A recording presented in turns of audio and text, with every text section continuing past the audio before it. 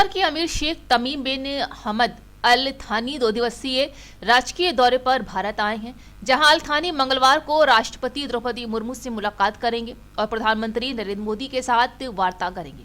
PM Modi खुद उनकी अगवानी करने दिल्ली के IGI एयरपोर्ट पहुंचे। ऐसा बहुत कम मौके होते हैं जब पीएम मोदी किसी मेहमान के स्वागत के लिए एयरपोर्ट जाते हैं। आखिर कौन है अमीर शेख? जी हाँ, आपको बता दें कि तमीम बिन अल थानी का जन्म 3 जून 1980 को कतर की राजधानी दोहा में हुआ था। उन्होंने अपनी प्रारंभिक शिक्षा कतर में ही प्राप्त की और उच्च शिक्षा के लिए ब्रिटेन गए।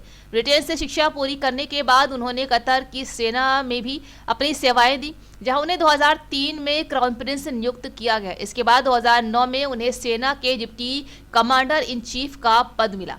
तमीम बिन अल थानी 44 वर्ष की आयु में कतर के सबसे युवा अमीर होने के साथ साथ विश्व के सबसे युवा राष्ट्र अध्यक्षों में भी एक है। उन्होंने 3 शादियां की हैं और उनके 13 बच्चे हैं। उनके शासनकाल में कतर ने खेल और अंतर्राष्ट्रीय आयोजनों में महत्वपूर्ण भूमिका निभाई है, लेकिन साथ ही क्षेत्रीय राजनीति में भी कई उतार चढ़ाव देखे हैं, जहां कतर के आर्थिक और राजनीतिक भविष्य के लिए तमीम की नेतृत्व क्षमता महत्वपूर्ण होगी। आपको बता दें कि जून 2013 में उनके पिता शेख हमद बिन खलीफा अल थानी ने स्वेच्छा से अमीर का पद त्याग दिया था और तमीम को कतर का नया अमीर बनाया था। ये शक्ति परिवर्तन अपेक्षित था, लेकिन उस समय अरब देशों के नेताओं द्वारा जीवन भर पद पर बने रहने की परंपरा के विपरीत था, जहाँ एक महत्वपूर्ण बदलाव था। तमीम के शासनकाल की शुरुआत में ही कुछ पड़ोसी देशों के साथ कतर के रिश्तों में खटास आ गई थी, जहां 2014 में कुछ पड़ोसी देशों ने कतर से अपने राजदूत वापस बुला लिए। वहीं विदेश मंत्री एस जयशंकर ने सोमवार शाम को उनसे मुलाकात की, जहां मंगलवार की सुबह कतर के अमीर का राष्ट्रपति भवन के प्रांगण में